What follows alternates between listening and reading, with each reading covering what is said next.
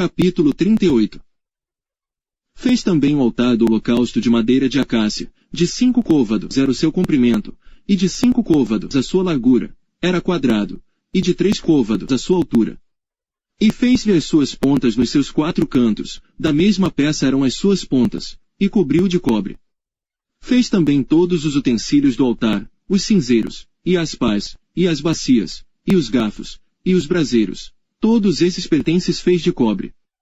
Fez também, para o altar, um crivo de cobre, em forma de rede, na sua secadura embaixo, até ao meio do altar. E fundiu 4 argolas para as 4 extremidades do crivo de cobre, para os lugares dos varais. E fez os varais de madeira de acácia, e os cobriu de cobre.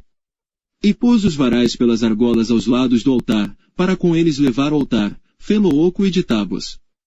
Fez também a pia de cobre com a sua base de cobre, dos espelhos das mulheres que se reuniam, para servir à porta da tenda da congregação. Fez também o pátio do lado meridional, as cortinas do pátio eram de linho fino torcido, de 100 côvados.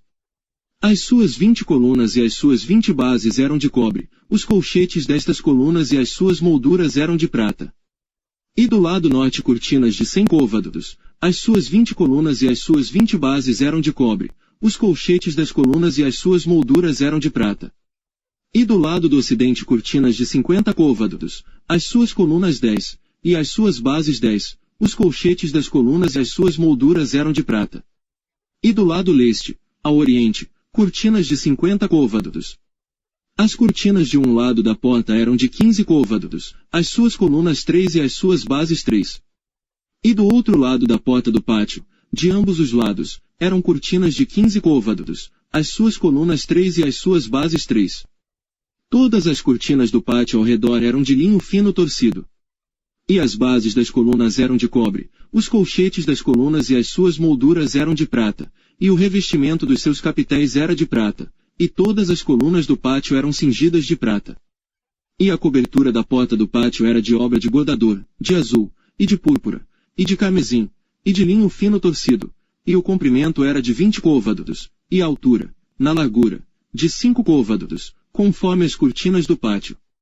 E as suas 4 colunas e as suas 4 bases eram de cobre, os seus colchetes de prata, e o revestimento dos seus capitéis, e as suas molduras, também de prata.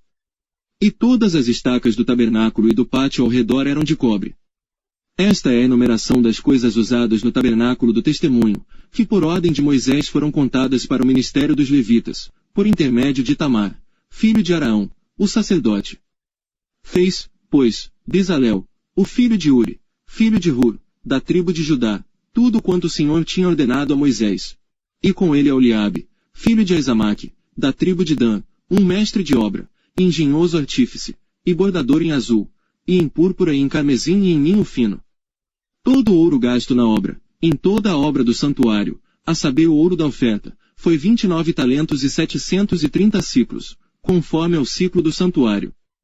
E a prata dos arrolados da congregação foi 100 talentos e 1.775 ciclos, conforme o ciclo do santuário.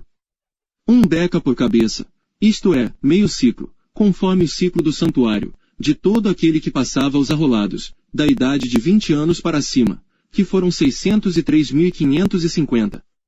E houve 100 talentos de prata para fundir as bases do santuário e as bases do véu, para as 100 bases 100 talentos, 1 talento para cada base. E dos 1.775 ciclos fez os colchetes das colunas, e cobriu os seus capitéis, e os cingiu de molduras. E o cobre da oferta foi 70 talentos e 2.400 ciclos. E dele fez as bases da porta da tenda da congregação e o altar de cobre, e o crivo de cobre e todos os utensílios do altar. E as bases do pátio ao redor, e as bases da porta do pátio, e todas as estacas do tabernáculo e todas as estacas do pátio ao redor.